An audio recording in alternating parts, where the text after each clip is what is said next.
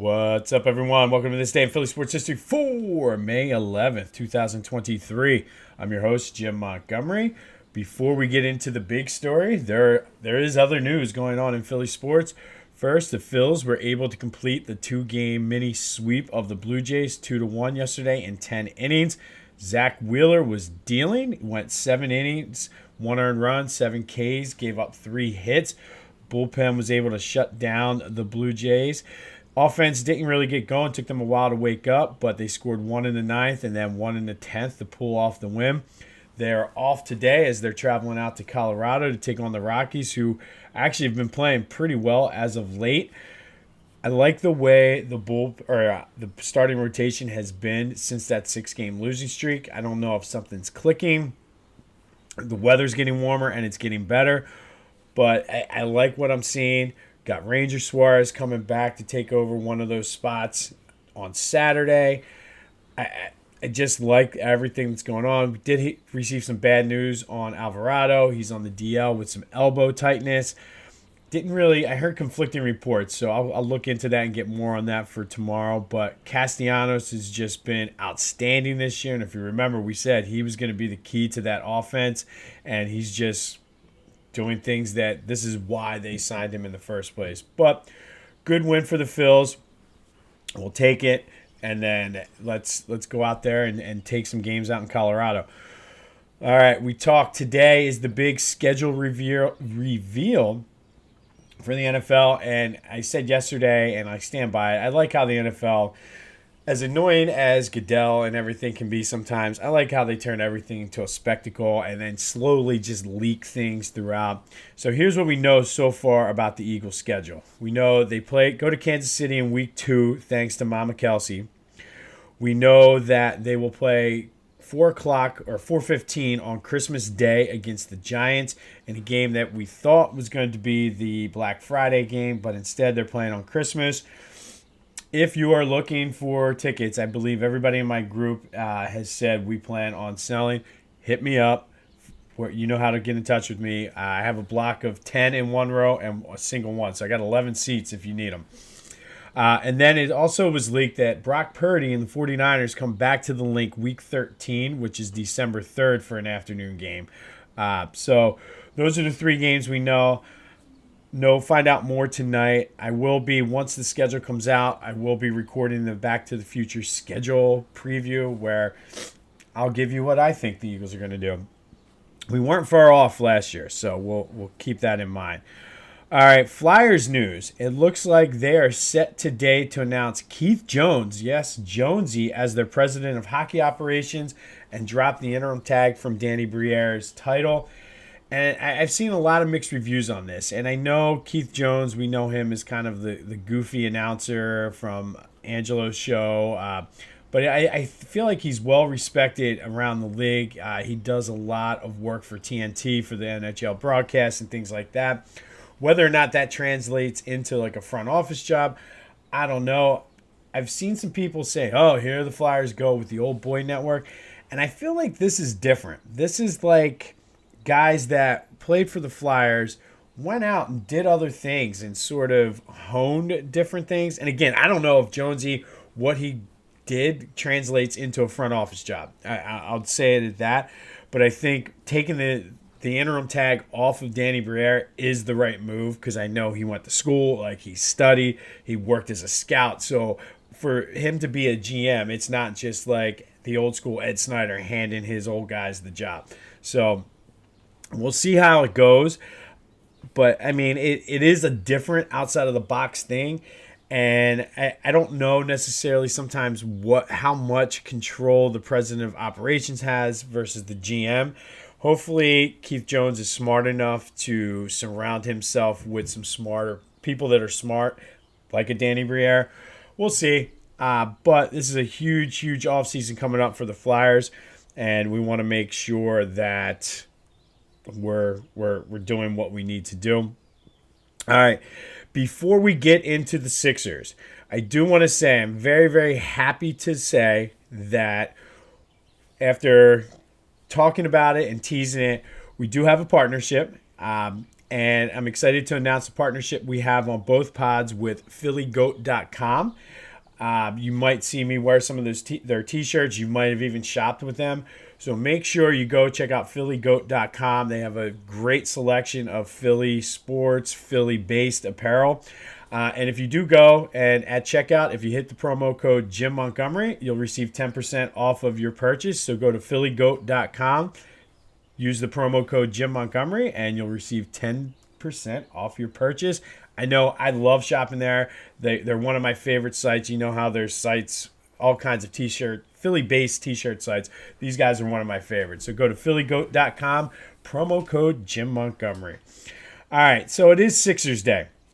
And one thing I wanted to do to close out Game 5 before we move on is I wanted to give a shout out to Doc Rivers, because I've been very hard on him throughout the season about his coaching. And I wanted to say I thought he coached phenomenally in Game 5.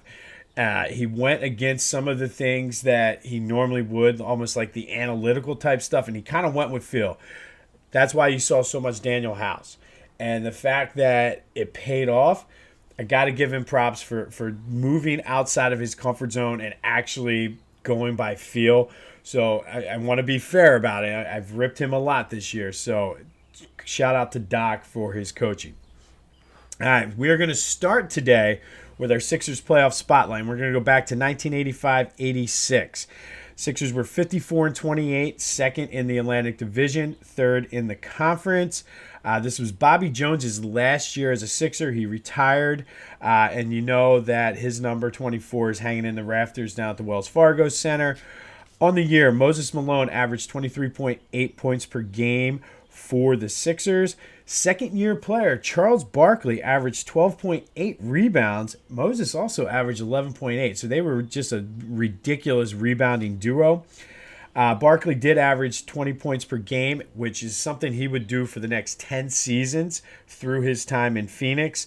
And Mo Cheeks averaged 9.2 assists per game. Barkley was all NBA second team. Mo Cheeks was first team all defense.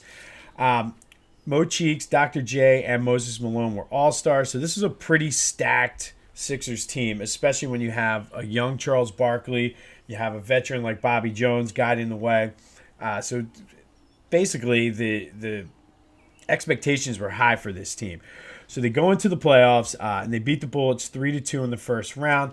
They did so without Moses Malone, who missed the playoffs in the last few games of the regular season with an eye injury. More on that coming up.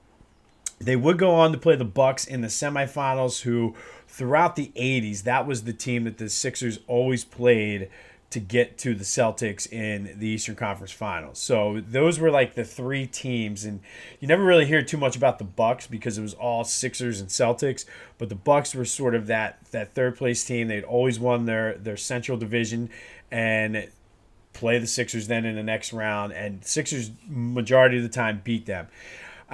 But that series against the Bucks leads us to this day in Philly sports history. We're going to go back to 1986, and on May 11th, 1986, the Bucks were finally able to defeat the Sixers 113-112 in Game 7 of the Eastern Conference semifinals at Mecca Arena. Mo Cheeks had 22 and 6 assists for the Sixers. A young Charles Barkley had 18 and 12. Dr. J also dropped 17.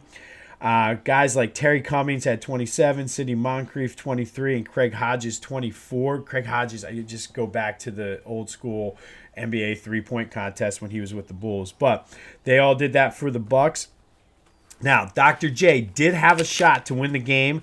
He had the last shot. He missed a 15-footer. It missed.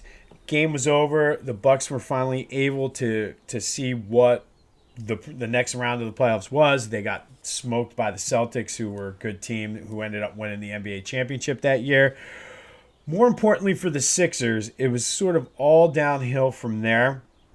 We talked about Moses' injury.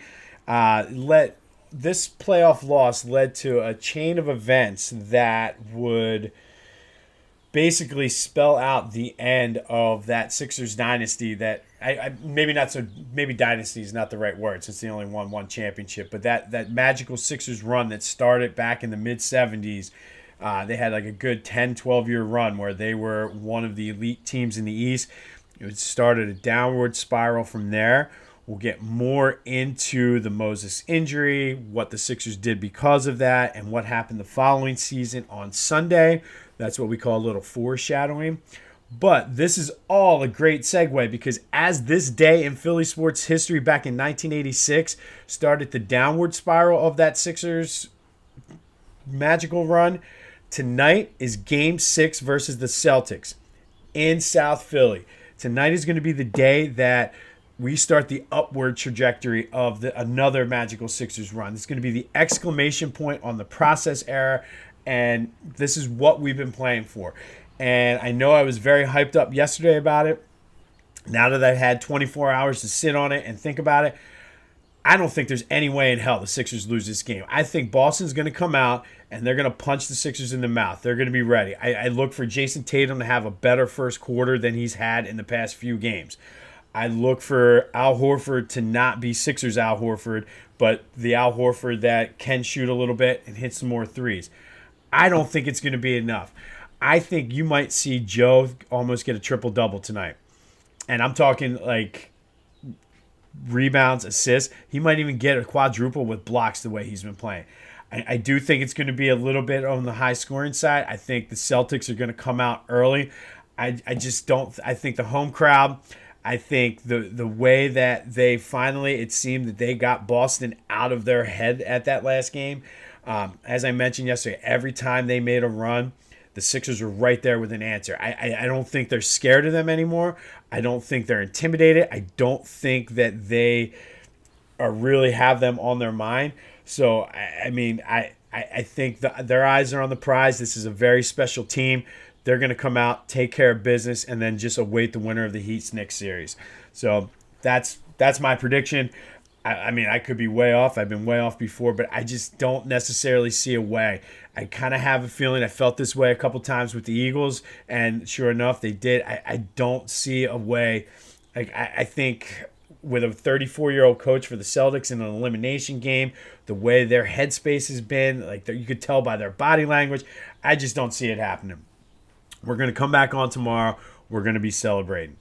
But this has been This Day in Philly Sports History. Be sure to check out PhillyGoat.com and use the promo code Jim Montgomery for 10% off your order. Go Sixers. Nothing else really going on today other than the Eagles' schedule reveal. So it's all Sixers today. So let's focus. Try to have a good day at work. Go have a Thursday. Until next time, I will see you when I see you.